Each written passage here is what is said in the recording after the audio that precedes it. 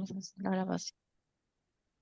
Ok, muy buenas tardes a todos. A nombre de la Biblioteca Central de Salud, le damos la bienvenida, como todos los meses, a este espacio que venimos desarrollando para que ustedes puedan adquirir nuevas capacidades, ¿no? Antes de hacer la presentación de la conferencia, les recuerdo nuevamente a todos los asistentes que pueden registrarse en el formulario que les voy a estar pasando en el chat o también voy a pasar el número por el para quienes deseen la grabación y el acceso a los recursos y servicios de la biblioteca.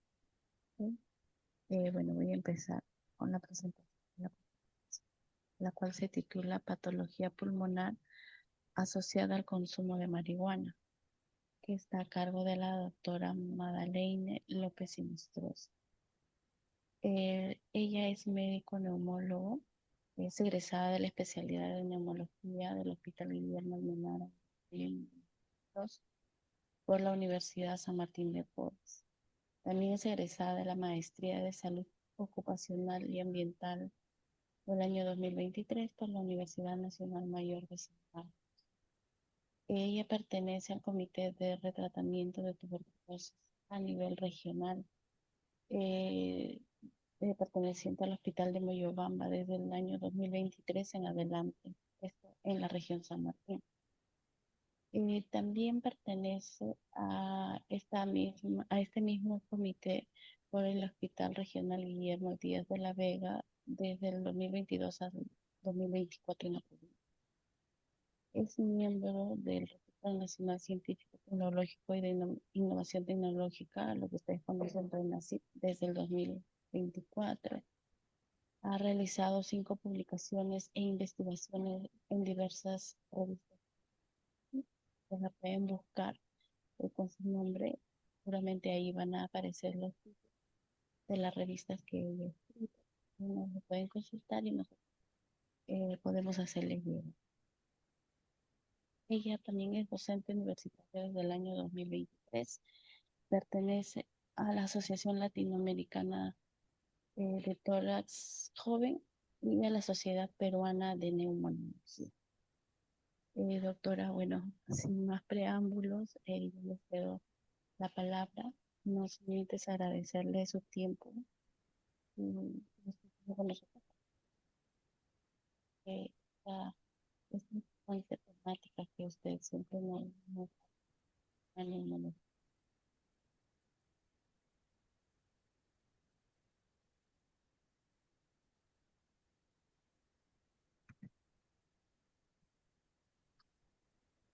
Doctora, ¿me escucha? Sí, buenas tardes. Ahora voy a agregar la presentación en compartir. Muy bien, compartir. ¿Pueden ver mi pantalla si me confirman, por favor? Y a la vez si pueden escuchar mi voz correctamente. Sí, se la escucha, doctora, pero se está compartiendo el formato de edición. Ahora sí está correcto. Correcto. Muy buenas tardes con todos, compañeros, colegas. El día de hoy vamos a desarrollar un tema muy importante, bastante relevante, bastante común, en el cual lleva titulado el nombre de patología pulmonar asociado al uso de cannabis o de marihuana. Muy bien, declaro que en esta oportunidad no tengo ningún tipo de conflicto de interés respecto a esta ponencia. Muy bien. Nosotros tenemos que recordar que la marihuana en sí es una droga ilícita, en el cual mucha gente joven a partir de los 15, 10 años ya lo está usando a nivel mundial. ¿Quién lo usa más?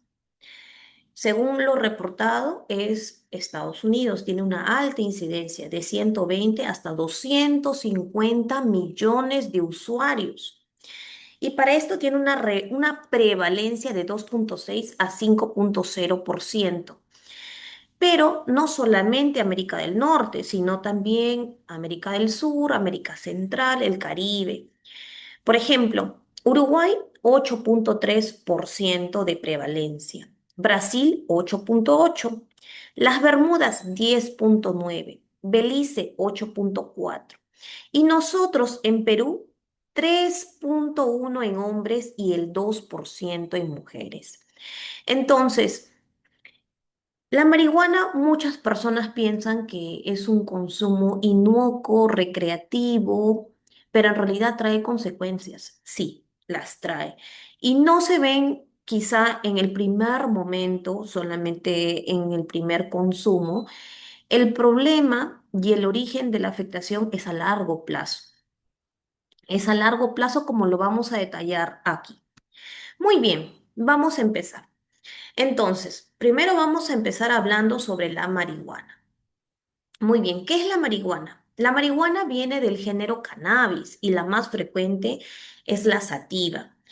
La marihuana tiene dos componentes muy importantes, pero el importante con respecto a las consecuencias que trae es la delta 9 tetrahidrocabaminol, o también conocida como el THC. Entonces, este componente es el más relevante porque en realidad tiene 100 componentes aproximadamente. Entonces, este componente del THC, que es el tetrahidrocannabidiol, lo que hace es un principio psicoactivo. ¿Qué quiere decir? Es decir, que tiene afectación neuropsiquiátrica. ¿Cómo o en dónde actúa? A través de la estimulación de los receptores CB1 y CB2. Entonces, ¿qué es lo que produce? Produce euforia, en ese momento un estado relajante, analgésico, disminución de la cognición, alteración de la percepción. Entonces el paciente no se da cuenta, bueno, la persona que consume no se da cuenta del tiempo, es decir, pueden pasar muchas horas y para él ha pasado quizás solamente unos pocos minutos. Hay disminución de la cognición, es decir, disminución de la memoria, disminución del aprendizaje. ¿Qué más? Euforia, el paciente se siente muy contento, muy feliz, puede tener ideas incluso de conversar sola, de alucinaciones, relajante y analgésico. Muy bien, eso es lo que hace el delta tetrahidrocannabidiol. Pero también tiene otros componentes menos relevantes porque no tiene tanto daño con respecto a la parte de psicoactiva, ¿no? De neuropsiquiátrica, es el cannabidiol. El cannabidiol, sus siglas son CBD, es no psicoactivo y tiene un uso básicamente terapéutico, como antiemético, antiepiléptico y además induce el sueño. Correcto. La marihuana induce el sueño, es decir, me da un efecto de somnolencia. Pero cuando una persona tiene el síndrome de abstinencia, me da todo lo contrario. ¿Cómo qué? Me da insomnio. Insomnio. Muy bien, vamos a continuar. Entonces, entre los otros componentes, son 100 componentes que se pueden encontrar, pero ya no son tan relevantes como uno de ellos es cannabinol, CBN, terpenos, flavonoides, etcétera. Pero al no ser tan relevantes, tienen un efecto básicamente desaborizante. Incluso el paciente puede tener una sensación, para algunos, ligeramente agradable, ¿no? Según la percepción de la persona. Muy bien. Entonces, este es un esquema.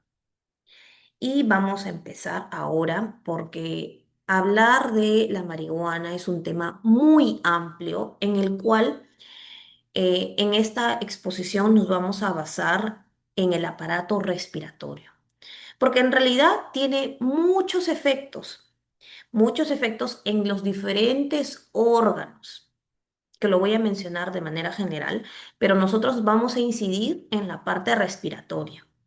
Muy bien.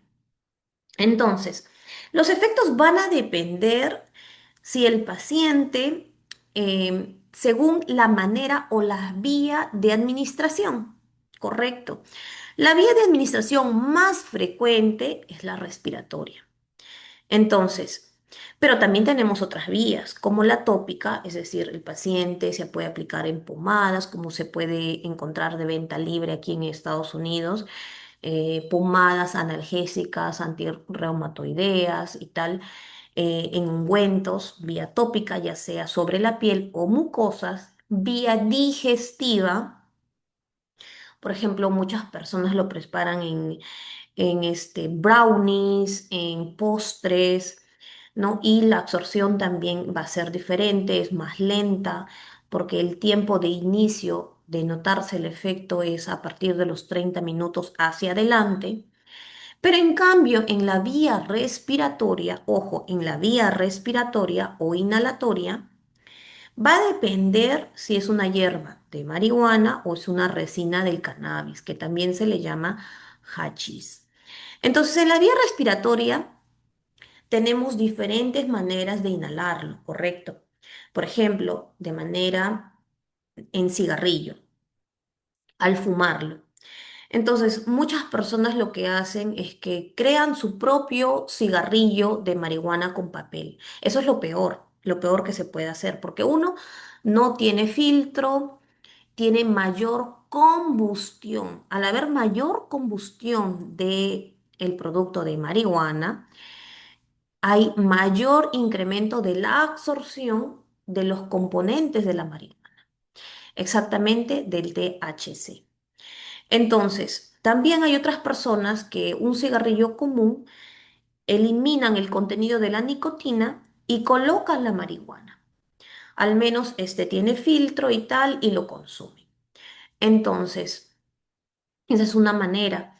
Otro tenemos en las pipas, ya sea en las pipas o también las pipas de agua. También tenemos en los vaporizadores, que ahora está mucho de moda, pero igual, todos tienen el mismo mecanismo de absorción inhalatoria.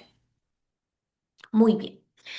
Entonces, el THC, ¿qué es? Es una molécula lipofílica, es decir, le gusta o le agrada o le atrae la grasa. Se absorbe en el pulmón.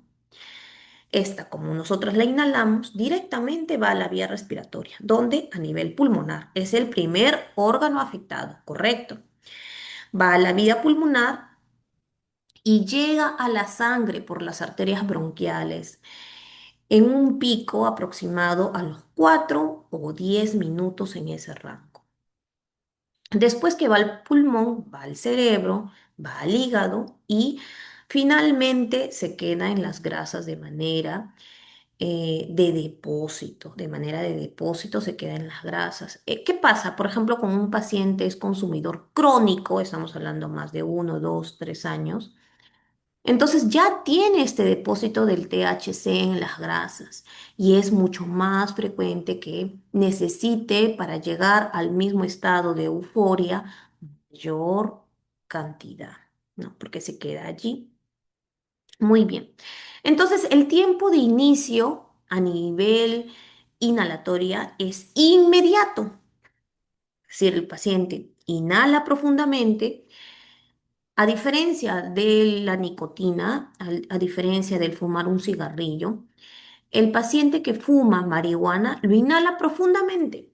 Lo inhala a veces 1 minuto, 30 segundos, lo inhala.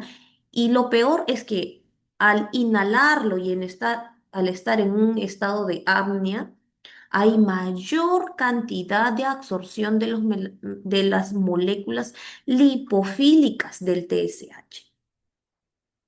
Muy bien. Y la disponibilidad es heterogénea. ¿Por qué? Porque va a depender de diferentes factores, de la edad, del sexo, de la altura, del peso. Si es la primera vez que lo inhala, si es un paciente crónico, etcétera.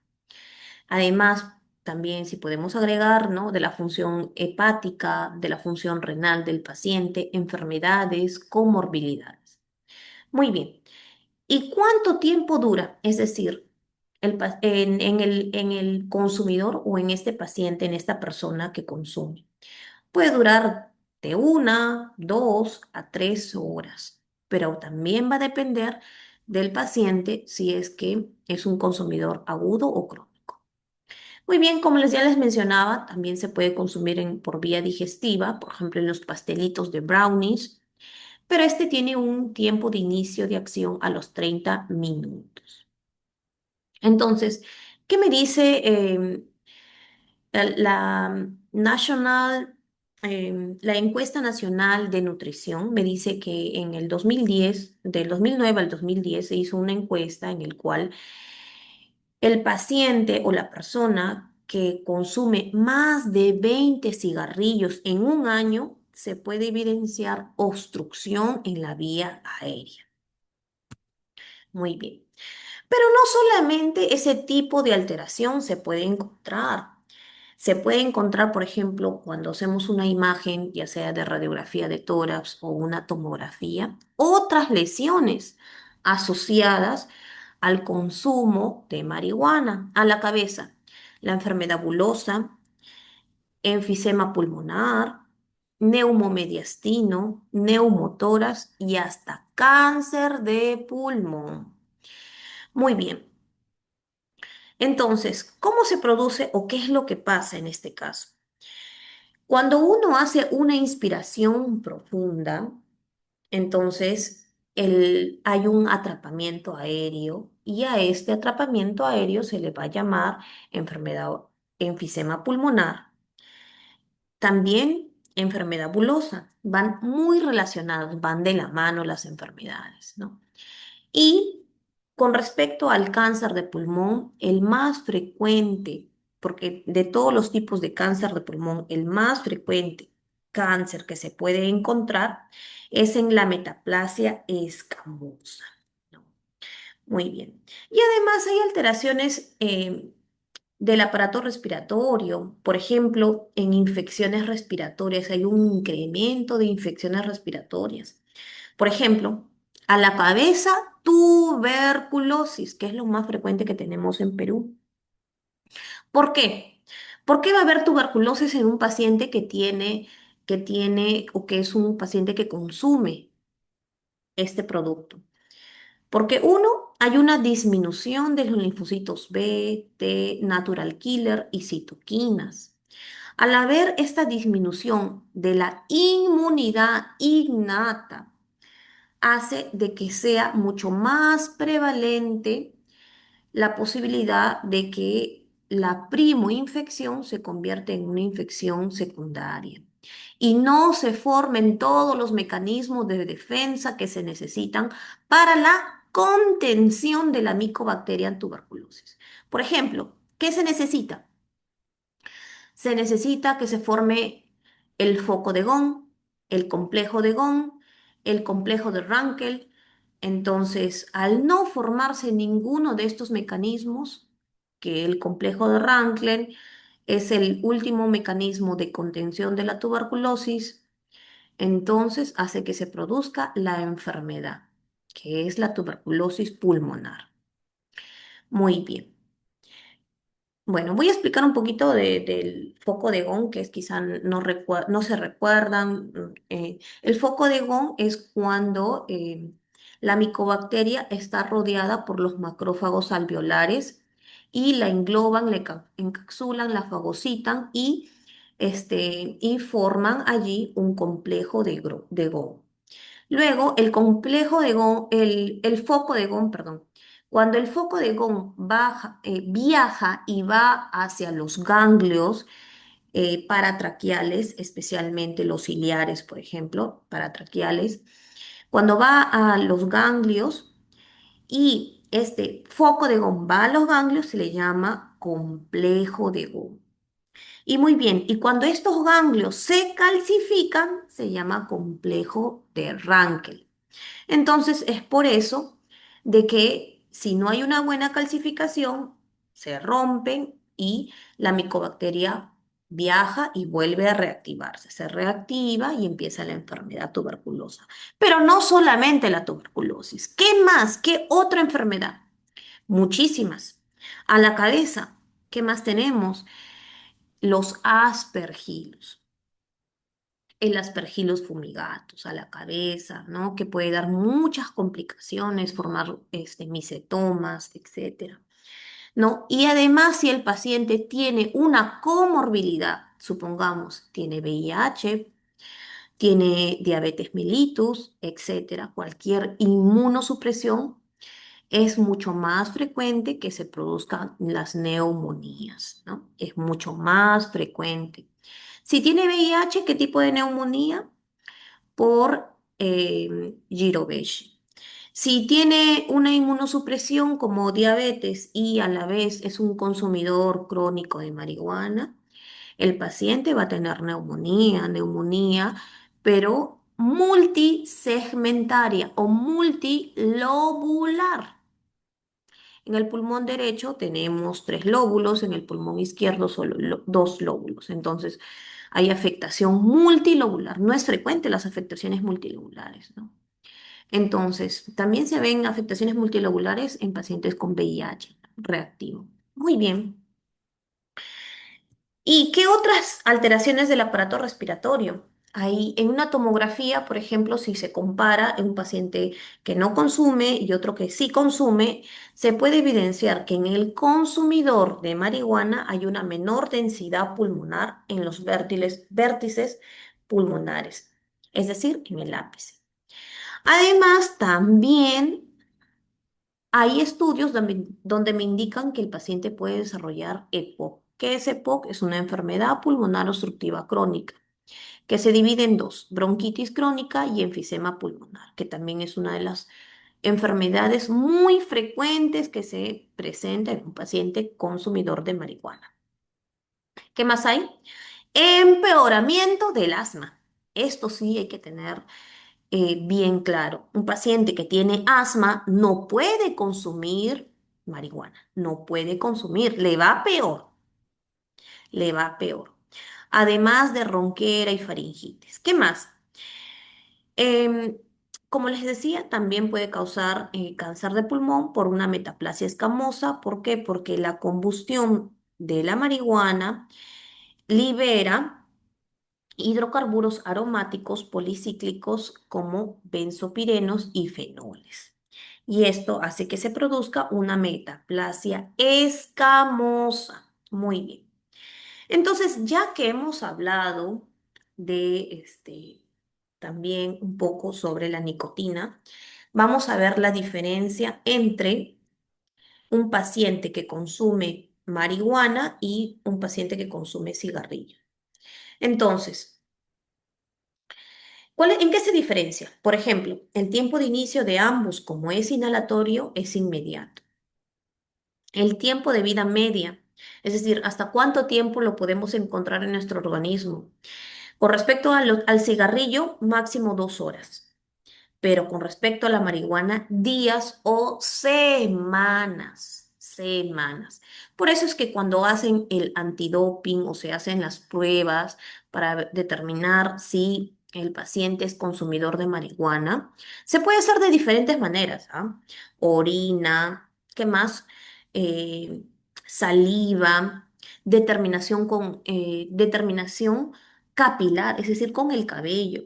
Pero la que más dura, es decir, si un paciente queremos saber si consume marihuana, en el cabello puede quedar hasta 90 días, es decir, 3 meses.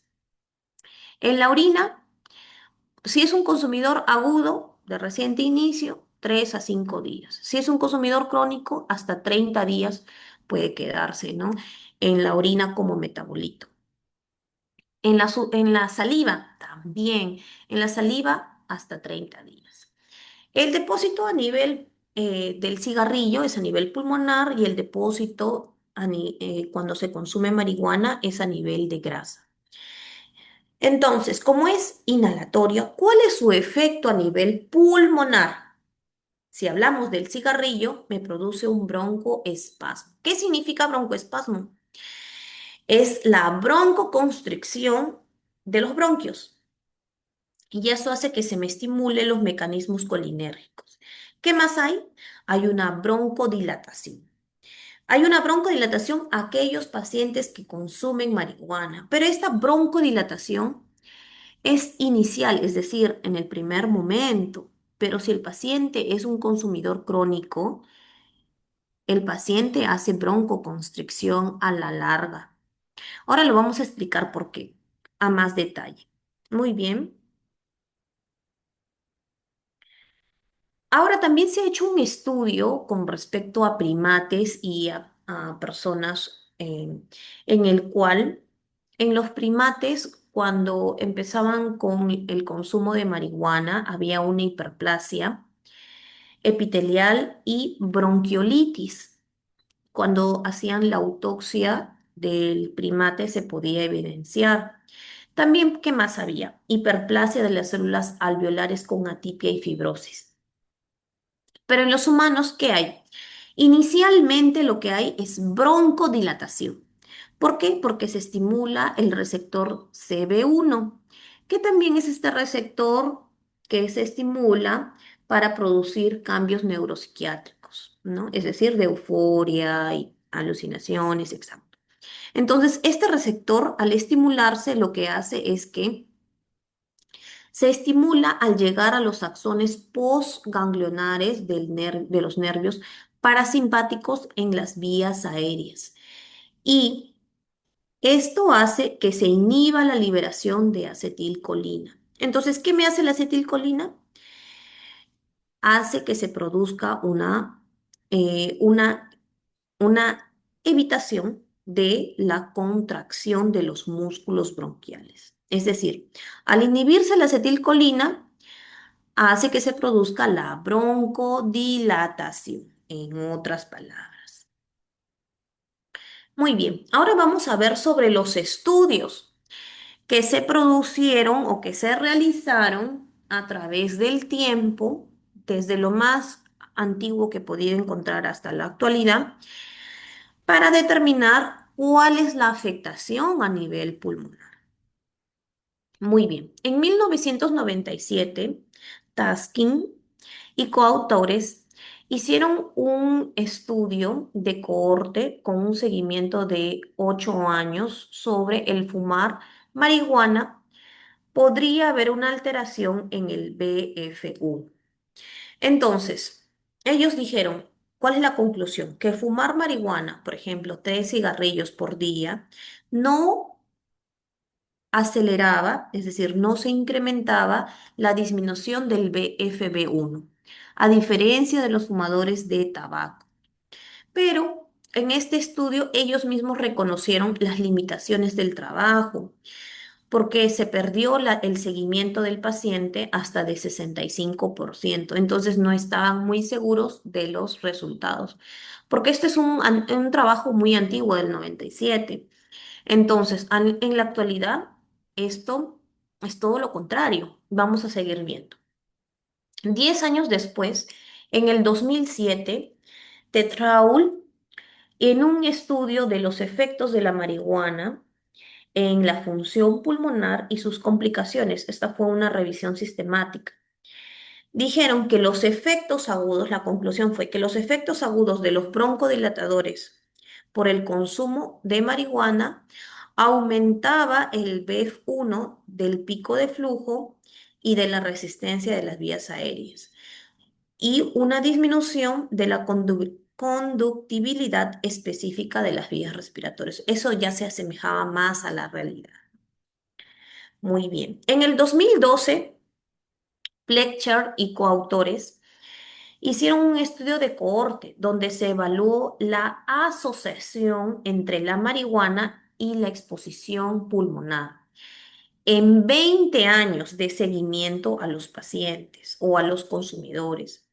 Entonces, ellos encontraron que los consumidores de la marihuana tienen una baja exposición, o sea, la baja exposición del consumo de marihuana se asocia con mejoras del BF1 y el FBC. En otras palabras, es decir, si el paciente es un consumidor de reciente inicio, ojo, de reciente inicio, obviamente solamente se está produciendo una broncodilatación. Por eso es que aparentemente aumenta el BF1 y el FBC.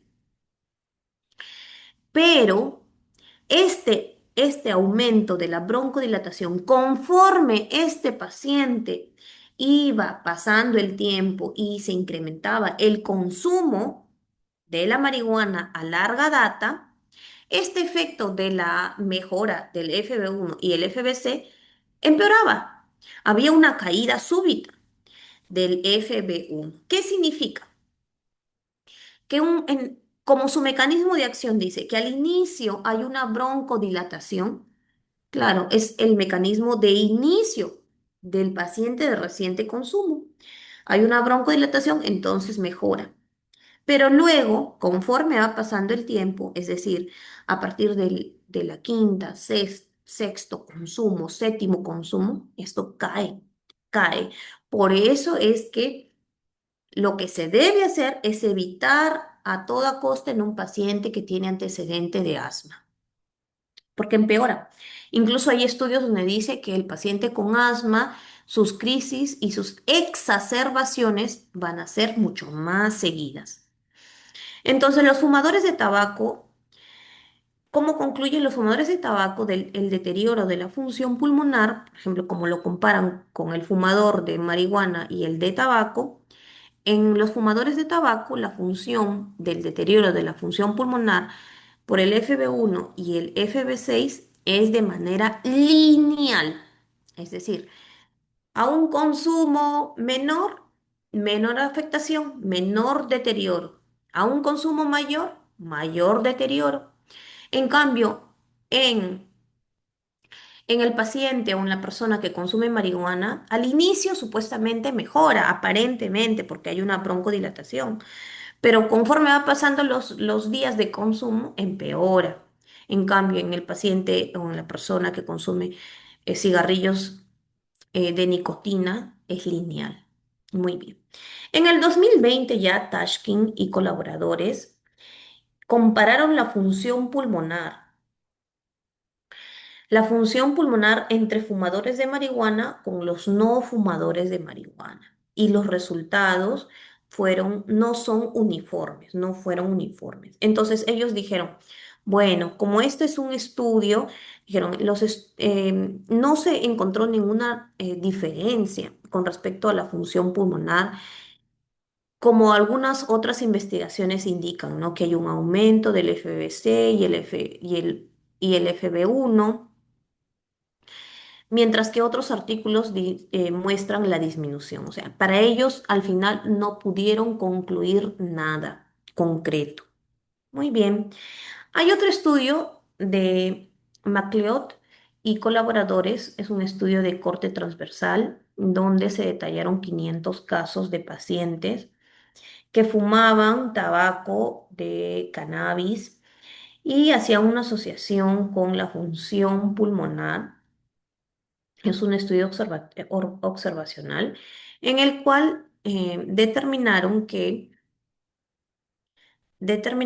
los fumadores de marihuana y de tabaco mostraban, mostraban menores valores de la función pulmonar que los fumadores de tabaco. Muy bien.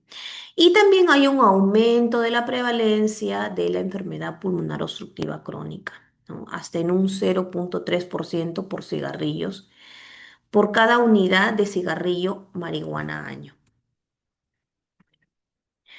Bien, entonces vamos a concluir que los componentes del humo por la combustión de las sustancias son similares, ¿no? Tanto el daño que se va a producir por fumar marihuana, por fumar nicotina, por otros tipos de productos inhalatorios ilegales o legales, van a dañar de manera activa el pulmón. Sí, lo van a dañar. Entonces, además, el dejar de fumar, el dejar de consumir la marihuana, sí se puede, con una terapia conductual, con medicamentos, que eso lo tiene que determinar el médico psiquiatra, y que se puede superar esta etapa y no caer en un síndrome de abstinencia. Los consumidores de marihuana retienen mayor cantidad de alquitrán y monóxido de carbono, de 3 a 5 veces mayores respectivamente que el fumador de tabaco. ¿Por qué? Porque hay mayor inhalación, es decir, cuando fuman marihuana, la inhalación es muy profunda y hacen periodos de apnea y a esto hace que se provoque la retención de CO2. Además, fumar cannabis se asocia a tener una tos crónica, tos seca crónica, igual que igual que el paciente que tiene, que fuma de manera crónica nicotina, también tiene una tos seca. Pero algunas veces también puede haber flema, ¿no? Producción de flema. Entonces, quería recargar aquí, con respecto a las infecciones respiratorias, entonces nosotros tenemos que recordar la fisiología del aparato respiratorio. Nosotros tenemos las células ciliares. Ciliares son unas células que tienen cilios. Y estos cilios hacen un batido ascendente hacia arriba, es decir, baten hacia arriba. Y desde la base pulmonar hasta el ápice pulmonar, hacen ese batido y ese batido hace que las sustancias, gérmenes o cualquier alergeno que es cuerpo extraño de nuestro organismo salga a través de qué? De las dos capas, ¿no? Tenemos la capa mucosa, la capa gel y la capa sol. Tenemos moco. Entonces, lo que hace el cannabis es de que estas células ciliares, ese movimiento ascendente disminuya. No hay ese movimiento ascendente. Y además, como inflama las células, hace que se hiperestimule la producción de moco. ¿Quién produce moco? Las células caliciformes. Entonces hay mayor producción de moco y esto puede justificar de que el paciente con el tiempo, cuando es crónico, primero pasa de tos seca a tos productiva. Muy bien, muy bien, muy bien. Gracias por su atención. No sé si hay alguna pregunta, licenciada. Me quedo a Sí, su doctora, disposición. bueno, invitar a los asistentes si tienen alguna consulta respecto a la ponencia con la doctora, pueden escribirlo por el chat o quizás puedan activar su audio también. Mientras les quiero recordar a todos que contamos con un WhatsApp, un número de WhatsApp. He puesto el número en el chat, que es 924-232-610. Nos pueden escribir a través de ello las consultas que tengan respecto a esta temática, a la conferencia y también a los recursos que ofrece la biblioteca. También contamos con un catálogo en WhatsApp, perdón, sobre las publicaciones, revistas que están suscritas desde la Biblioteca Central. Y igual hay un grupal también, si desean se pueden agregar. Ahí he puesto en el chat los enlaces para que se agreguen o puedan seguir el canal. Y si tienen alguna consulta respecto a lo que la doctora ha realizado en la ponencia, siéntanse libres de hacerla. Aquí creo, doctora, que hay una consulta. Voy a leerla, es de Ale. Bueno, Ale dice. Este tema es solo respecto al consumo por la vía respiratoria. ¿Qué sucede con los casos de consumidores por vía digestiva? Es la consulta, doctora. Sí, en este caso el día de hoy hemos hecho solamente el aparato respiratorio, pero le voy a contestar con respecto a la vía digestiva. Con respecto a la vía digestiva, cuando uno consume, ya sea, ¿no? el polvo directamente o en preparados, ¿no? como postres, para que supuestamente le dé un poquito de sabor más agradable.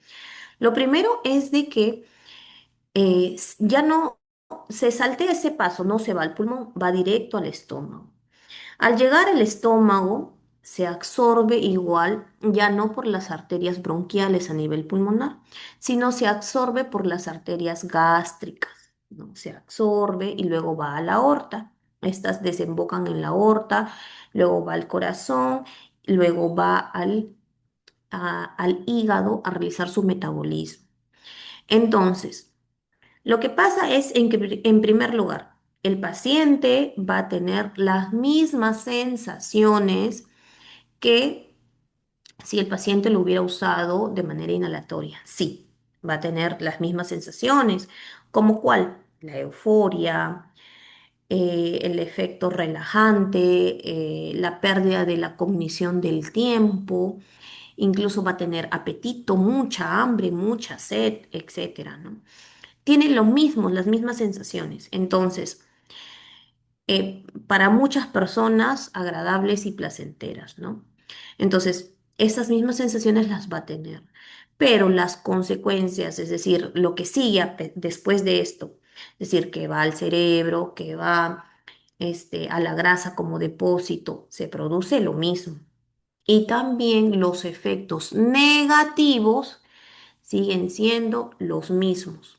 Incluso hay estudios donde se reporta que hay algunos casos reportados en pacientes consumidores, cáncer de estómago. Así como hay cáncer de pulmón, hay cáncer de estómago también por una mutación metaplásica, ¿no? Asociada a la metaplasia. ¿Por qué? Porque cuando uno consume esta combustión del alquitrán, de los terpenos, hace de que haya una mutación genética, ¿no? Una mutación genética, una alteración del ADN celular, y esta hace que crea que se produzca el cáncer, ¿no? Pero no hay afectación pulmonar directa, ¿no? Pero en realidad va, como va a la sangre, va a todos los órganos, pero la incidencia de daño pulmonar es menor cuando lo consume de manera digestiva que cuando lo inhala propiamente dicho. Muy bien. Buenas tardes, doctora. Soy Hola. justamente el joven que escribe la pregunta y lo digo porque activamente tengo muchos amigos que fuman cannabis, pero están muy interesados, o sea, en cambiar el estilo de consumirlo, ¿me entiende? O sea, si bien es cierto, uno cuando lo inhala, la combustión es lo que daña en sí, pero el THC y el CBD son malos o el THC y el CBD se pueden consumir. Eso es a lo que voy, porque si se consume por vía digestiva, obviamente vas a obtener los mismos efectos psicoactivos, pero ¿qué es lo que te haría daño en ese caso? Si se supone que el THC y el CBD ya no van hacia tu pulmón, sino que van hacia tu aparato digestivo. O sea, lo que usted me dice, la hiperplasia y todos los efectos que le dañan al pulmón se irían ¿a dónde? ¿Al hígado? Se irían al estómago. Se irían al estómago. Va iniciando la afectación directamente al estómago, causando hasta una probable cáncer de estómago a la larga, ¿no? Porque los daños o los cambios genéticos de mutaciones, de daño de la estructura del ADN, no es inmediato, no es cuando el paciente consume el primer día, 2 días, no. Es a partir de la dosis, ¿no? O del consumo 15, 20 hacia adelante. Entonces, no solamente puede causar daños a nivel pulmonar, causa en otros órganos, por ejemplo, hay cáncer de lengua, cáncer de faringe, de laringe, cáncer de estómago. Los efectos son los mismos, pero igual va a haber daño. A pesar de que la inhalación no se produzca, sea de cualquier manera, es igual. El daño y la mutación y la alteración del ADN también va a existir. Claro, no hay combustión, es decir, no se quema, pero las moléculas están allí. Cuando hay combustión, hay un incremento del daño, pero eso no significa que no hay daño si se deglute, si se mastica. No significa que no hay daño. Significa que va a causar daño, pero quizá con un poquito más lento, pero va a haber daño. El daño no se va a repetir, no se va a quitar, porque lo que causa las lesiones son las moléculas. Las moléculas son las que causan. Muy bien. No sé si habrá quedado claro o hay alguna otra pregunta. No, sí, sí quedó más o menos claro, doctora. Gracias. Bueno, creo Ok. que no hay, excepto acá hay una consulta, doctora, pero creo que es para nosotros, porque habla de un artículo que indica que predispone el cáncer cerebral. Sí, Betsabe, me imagino correcto, que es es una correcto. consulta. Sí, Sí, diga, es doctora. correcto. Ajá. En realidad, a cualquier tipo de órgano pulmonar o no solamente pulmonar va a afectar. Por ejemplo, cuando se absorbe la molécula, bueno, si no se absorbe por el pulmón, puede ser que sea por el estomacal, ¿no? Por el estómago. Igual va a ir al cerebro, igual va a ir al hígado, igual va a ir a todos los órganos. Igual va a ir. Cualquiera sean las vías de administración del consumo, sea tópica, respiratoria, digestiva, cualquiera que sea, igual las moléculas de la marihuana van a producir absorción a nivel de todos los sistemas del cuerpo, de los órganos del ser humano, igual. Entonces, no porque sea solamente inhalatoria, solamente me afecta el pulmón, pero si la como, no me va a afectar. No, no, no es así, no es así. Igual me va a afectar. Sí, la inhalatoria tiene mayor riesgo, mayor problema, sí, pero de otras vías también me va a afectar. Muy bien.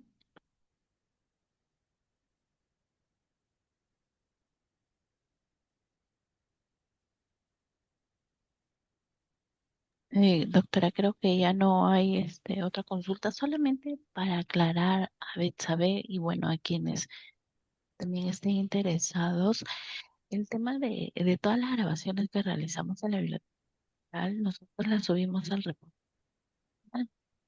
¿no? Que lo pueden buscar en Google, también el repositorio de salud y les va a aparecer en línea, o como les mencionaba, lo pueden solicitar al correo de la biblioteca o al WhatsApp. El tema de que está bloqueado para acceder a algún link que ofrece la biblioteca es un tema netamente de las redes asistenciales, ¿no? Porque en teoría ninguna página que ofrece la biblioteca, llámese catálogo, repositorio o de las revistas que nosotros pues, deberían estar bloqueadas. Pero el bloqueo no viene de parte bueno, de nosotros como biblioteca, sino de su área de GCTIC.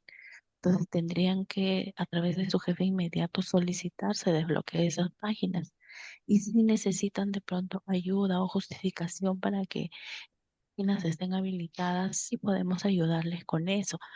Pero quiero que se entienda que estas ya son administradas desde el área de GCTIC, ¿no? Igual pueden revisarlo desde su celular o pueden revisarlo desde un ordenador de su casa o de su laptop. En ese caso no hay problema porque solo está bloqueado en la red de salud.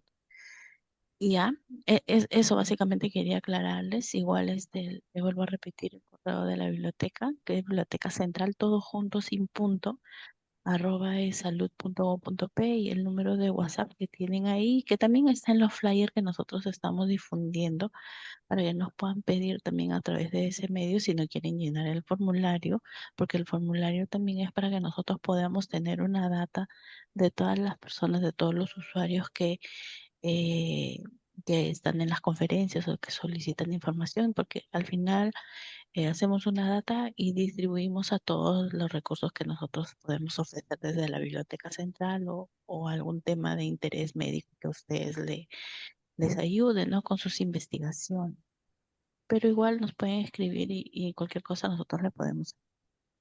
Por otro lado, doctoras, nuevamente agradecerles siempre su predisposición para compartir con nosotros sus conocimientos y de esta manera ya estaríamos terminando la conferencia del día de hoy, de este mes. Si tienen alguna consulta, duda, no duden también con la doctora Magdalene, perdón, ustedes ya, muchos de ustedes la conocen, si no, y quieren algún dato con ella, nos escriben también. Muchas gracias, doctora, y nos vemos en otra nueva conferencia. Muy Sí, buenas hasta luego. tardes. Buenas Adiós. tardes.